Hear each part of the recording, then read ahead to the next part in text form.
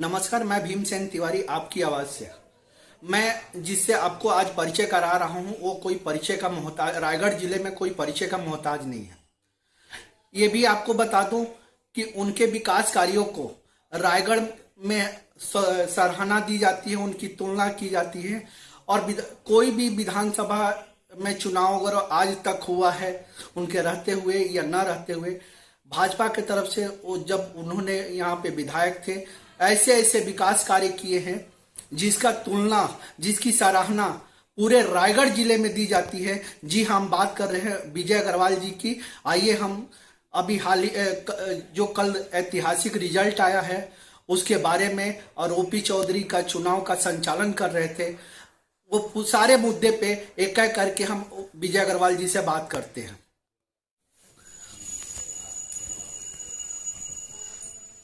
Sir, सबसे पहले तो मैं आपकी आवाज में आपको स्वागत करता हूं।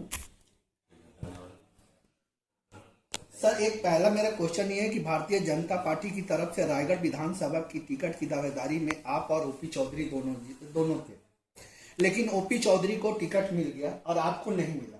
अमूमन ये देखा गया कि जिसको टिकट नहीं मिलता वो विरोधी खेमा का विरोधी प्रत्याशी का विरोध करने लगता है, लेकिन आपने ऐसा नहीं किया, जबकि सहयोग किया। इसमें आपका क्या कहना है? नहीं, भारतीय जनता पार्टी एक डिसिप्लिन वाली पार्टी है। टिकट का निर्णय होने तक बहुत सारे लोग इच्छा रखते हैं, और स्वाभाविक इच्छा रखना राजनीति में, लेकिन वो मर्यादित होनी चाहिए। इच्छाएं मर्यादित होनी चाहिए। जब ओपी चौधरी का टिकट फाइनल हुआ था तो भाजपा में बाहरी लेके अंदरूनी कार्यकर्ताओं में, अग्र समाज में और कोलता समाज में इसकी नाराजगी थी। इसके बावजूद ने भी आपने पूरी हर तरह से सहयोग किया। इसका क्या रीजन हो सकता है? देखिए, मैंने पार्टी को पहले ही अवगत करा दिया था कि मेरे अंतिम चुनाव है और पार्टी जो निर्णय लेगी मुझे शिरोधार्य होगा। कई बार प्रेस के मित्रों ने मुझसे ये बात पूछी थी, बार बार पूछी थी, मैंने हमेशा ही कहा था। तो जब टिकट का निर्णय हो गया तो उस वक्त कोई संशय की बात ही नहीं थी। और ओपी चौधरी जी भी अच्छी तरह से इस बात को जानते थे कि विजय अग्रवाल जो बोलते हैं वो करेंगे और मेरा पूरा साथ देंगे। ओपी चौधरी के सहयोग के लिए क्या ओपी चौधरी खुद बोले थे या आला नेतृत्व की तरफ से आपके पास फोन आया था, या आपका खुद का निर्णय? नहीं, ये मेरा खुद का निर्णय है। मैंने पहले ही कहा कि मेरा तो आखिरी चुनाव था, टिकट नहीं मिली, कोई बात नहीं, पार्टी ने मुझे बहुत समय समय पे बहुत दिया है। जिस तरह महाभारत में और अर्जुन का रथ श्री कृष्ण ने हाँका था, उसी तरह चुनावी रूपी रथ को आपने संचालित किया था। इसका श्रेय, इतनी ऐतिहासिक जीत का श्रेय आप खुद को देते हैं, ओपी चौधरी को देते हैं, या पार्टी को देते हैं? नहीं, इस ऐतिहासिक जीत का श्रेय मैं सभी को देता हूँ। मैं रायगढ़ की प्रबुद्ध जनता को देता हूँ, जिन्होंने ये इतना गहरा विश्वास भारतीय जनता पार्टी और ओपी चौधरी में दिखलाया है। मैं रायगढ़ के समस्त भारतीय जनता पार्टी के छोटे बड़े सभी कार्यकर्ताओं को देता हूँ, जिन्होंने अपनी क्षमता का भरपूर उपयोग किया और सही काम किया। मैं संचालन में लगे पूरी टीम को धन्यवाद देता हूँ, जिन्होंने कुशलता से इस पूरे चुनाव का नेतृत्व किया। इतने बड़े आप राजनीति से, इतने ज्यादा राजनीति का तजुर्बा है, क्या इतने बड़े ऐतिहासिक जीत का आपने उम्मीद किया था? देखिए, ये तो स्पष्ट था कि हम जीत रहे हैं, और मैंने तो मतदान से पहले सुबह 8 बजे 17 तारीख को ही ओपी चौधरी जी को, उनके घनिष्ठ लोगों को बधाई दे दी थी कि हम चुनाव जीत रहे हैं। आप निसंकोच बिल्कुल निश्चिंत रहें, हम चुनाव जीत रहे हैं। लेकिन इतना बम्पर लीड आएगी ये हमने भी किसी ने सोचा नहीं था। और इसके पीछे मूल कारण है कि पार्टी की जो एक अंदर अंदर लहर चली पूरे प्रदेश में, वो महतारी बंधन योजना जो हमने भारतीय जनता पार्टी ने लाई, वो, और आम जनता भूपेश सरकार के समय जो भ्रष्टाचार, भयंकर भ्रष्टाचार हो गया था, उसको भी जनता ने अस्वीकार किया। ये सब कारण बने इसके। आखिर बीजेपी ने किस मुद्दे को लेकर इतनी बड़ी जीत दर्ज की है? मैंने बताया ना, एक तो आम जनता को विश्वास है कि भाजपा की सरकार आएगी, सुशासन आएगा। अभी जो चहुमुखी भ्रष्टाचार दिख रहा है उससे राहत होगी।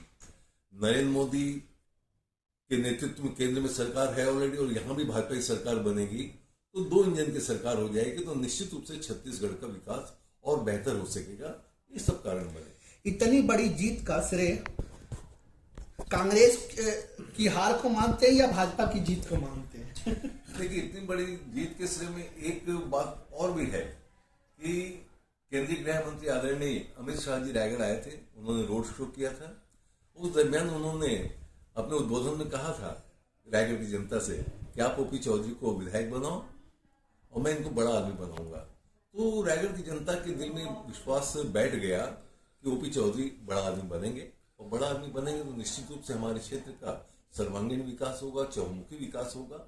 इसलिए भी जनता ने भरपूर वोट दिया है, और इसका श्रेय भाजपा को भी जाता है। उसने पूरी लगन, पूरी मेहनत से अच्छी योजना के अनुसार चुनाव लड़ा, और कांग्रेस को भी इसलिए जाता है कि कांग्रेस प्रत्याशी का 5 साल का जो पिछला कार्यकाल था उसमें कोई उन्होंने उल्लेखनीय सफलता प्राप्त नहीं की। जिस तरह महाभारत में श्री कृष्ण ने अर्जुन को पार्थ करके बुला रहे थे, उसी तरह आपके पार्थ को मुख्यमंत्री के लिए कितना योग्य मानते हैं? देखिए, इसका निर्णय तो पार्टी के सब वरिष्ठ लोग करेंगे, मेरा विषय नहीं है। पार्टी में हमारे बड़े बड़े नेता बैठे हैं, वो सब चीजों समझते हैं, वो जो उचित लगेगा वो करेंगे। भाजपा अपनी सारी वादा पूरा करेगा, और कितना जनता का जो जनता से वादा किया गया था उसका पूरा किया जाएगा, इसके बारे में आप जनता को कितना ये बताना चाहते हैं? मैं बिल्कुल जनता को आश्वस्त करना चाहूंगा कि भारतीय जनता पार्टी जो कहती है वो करती भी है। कि वो केंद्रीय स्तर पर देख तो राम मंदिर का मामला हो, धारा 370 को हटाने का मामला हो, बड़े बड़े मामले हैं। और भाजपा एक विकास केंद्रित पार्टी रहती है, और जब भाजपा की सरकार आती है, देखिए निश्चित रूप से चारों तरफ बहुत विकास होता है, तो अपने वादों को पूरा करेगी भाजपा, ऐसा विश्वास रखें। एक लास्ट क्वेश्चन ये कि एक पिक्चर आई थी कि टाइगर जिंदा है, उसी अंदाज में भारतीय जनता पार्टी हमेशा कुछ ना कुछ सरप्राइज करती है, और रायगढ़ में आप सरप्राइज कर देते हैं। तो एक ये भी बोला जा सकता है कि टाइगर जिंदा है। इस मुद्दे पे क्या वाकई टाइगर जिंदा है? देखिए, लोगों से मिलना जुलना, आम कार्यकर्ताओं से एक अपनेपन से मिलना जुलना, आम जनता का एक जुड़ाव जो है वो हमेशा रहता है, और उसी का परिणाम है कि हर जगह एक महत्वपूर्ण उपस्थिति के रूप में मैं अपनी उपस्थिति दर्ज करा पाता हूँ। इसमें जनता का स्नेह और आशीर्वाद वही मुख्य है। लोकसभा चुनाव अब 2024 में होना है, उसका भी बहुत जल्दी निर्णय आ जाएगा। उसको लेके आप लोगों की अभी से तैयारी चालू हो जाएगी कि अभी इंतजार करेंगे? चलिए, अभी तो सरकार वगैरह बन जाए, है ना, सरकार का गठन हो जाए, और उसके बाद भाजपा तो हमेशा, मैंने कहा ना, कोई खाली चुनावी पार्टी नहीं, तो 12 महीने कुछ न कुछ कार्यक्रम, सांगठनिक कार्यक्रम चलाती रहती है, और लोकसभा चुनाव के लिए तो हमेशा तैयार है। भाजपा मतलब विजय अग्रवाल, अब विजय अग्रवाल मतलब भाजपा। जनता, रायगढ़ की जनता को आप कुछ अगर बोलना चाहते हैं तो क्या बोलेंगे?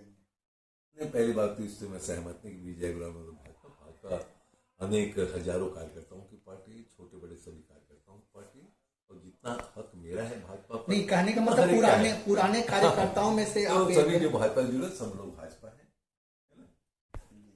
जनता को कुछ अगर कहना?